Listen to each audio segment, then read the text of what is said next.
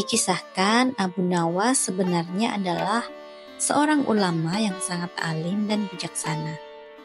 Meski di banyak cerita beliau sering digambarkan dengan kelucuan dan kecerdikannya, sejatinya Abu Nawas adalah sosok yang memiliki ilmu agama yang luas dan pemahaman yang mendalam tentang kehidupan.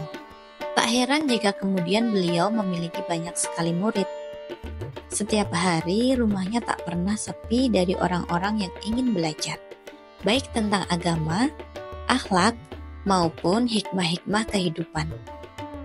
Dari sekian banyak murid yang setia menimba ilmu, ada seorang murid yang terkenal karena selalu kritis. Ia hampir selalu bertanya tentang alasan di balik setiap perkataan dan keputusan Abu Nawas. Ia ingin memahami lebih dalam mengapa gurunya berkata begini dan berkata begitu. Hingga pada suatu hari, datanglah 3 orang tamu ke rumah Abu Nawas. Ketiganya datang di waktu yang berbeda, namun dengan pertanyaan yang sama. Orang pertama datang dan bertanya, "Wahai Abu Nawas, manakah yang lebih utama? Orang yang mengerjakan dosa-dosa besar atau orang yang mengerjakan dosa-dosa kecil?" Tanpa ragu, Abu Nawas menjawab, "Orang yang mengerjakan dosa-dosa kecil." Orang itu penasaran dan bertanya, "Mengapa demikian, wahai Abu Nawas?" Abu Nawas tersenyum bijak dan menjawab, "Sebab dosa-dosa kecil lebih mudah untuk diampuni oleh Allah Subhanahu wa Ta'ala." Mendengar jawaban itu, orang pertama merasa puas karena memang ia meyakini bahwa dosa kecil lebih ringan dan lebih mudah dihapuskan dengan taubat dan perbuatan baik. Kemudian datanglah orang kedua, juga dengan pertanyaan yang sama. "Wahai Abu Nawas, manakah yang lebih utama? Orang yang mengerjakan dosa-dosa besar atau orang yang mengerjakan dosa-dosa kecil?" Namun kali ini Abu Nawas menjawab berbeda. Orang yang tidak mengerjakan keduanya. Orang kedua heran dan bertanya lagi, "Mengapa demikian, wahai Abu Nawas?"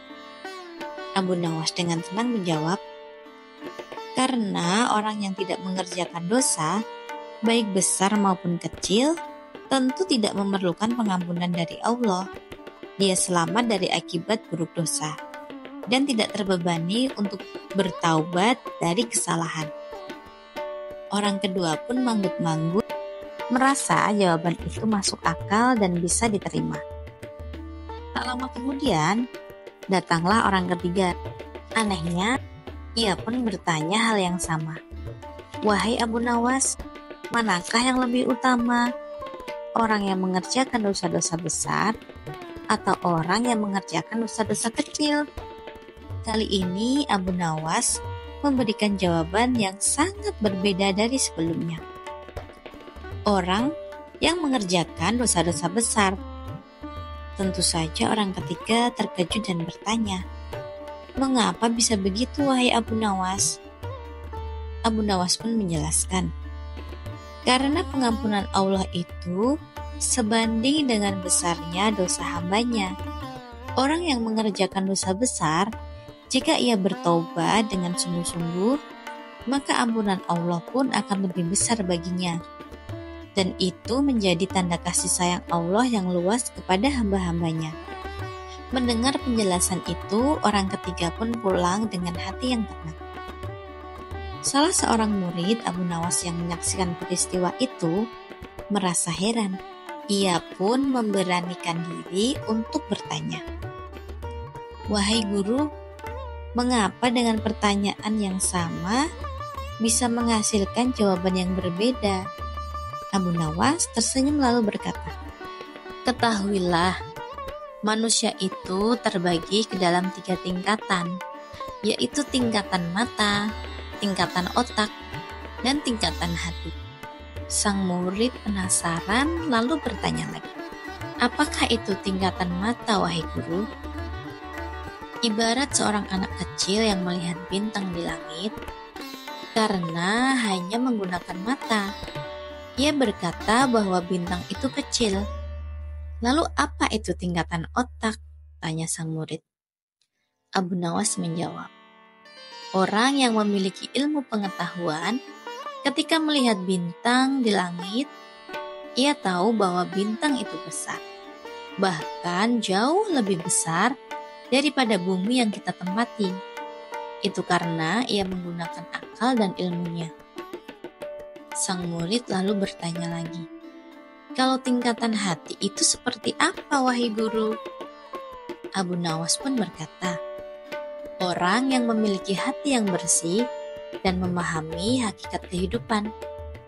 Ketika melihat bintang di langit, walaupun ia tahu bahwa bintang itu besar, namun di dalam hatinya ia berkata bahwa bintang itu kecil. Karena di hadapan kemahabesaran Allah, tidak ada sesuatu pun di alam ini yang layak disebut besar. Seketika itu sang murid mulai mengerti. Ia mulai paham mengapa pertanyaan yang sama bisa dijawab berbeda. Tergantung pada siapa yang bertanya dan dari sudut mana persoalan itu dilihat. Namun sang murid masih penasaran. Ia pun bertanya lagi, wahai guru, mungkinkah manusia bisa menipu Tuhan?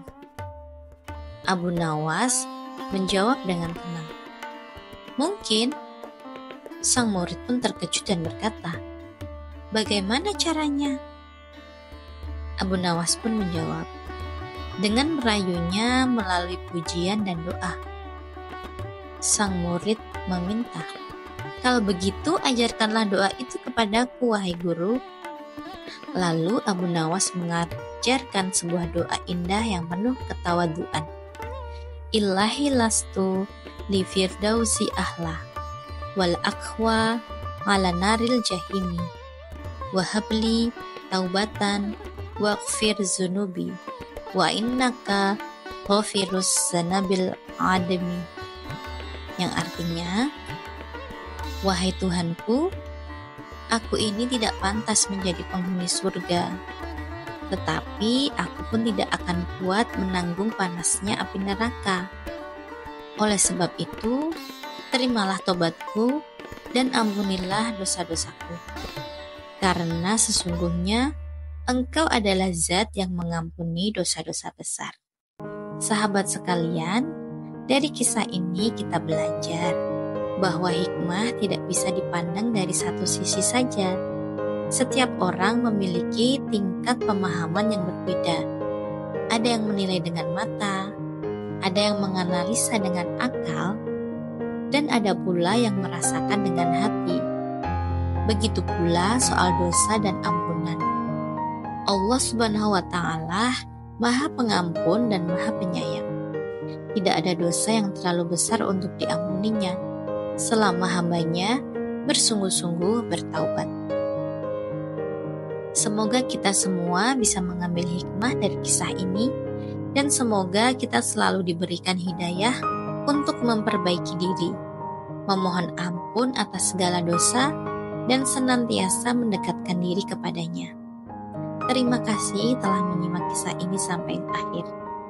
Jika sahabat merasa kisah ini bermanfaat, jangan lupa like, share, subscribe channel ini. Sampai jumpa di kisah hikmah berikutnya. Wassalamualaikum warahmatullahi wabarakatuh.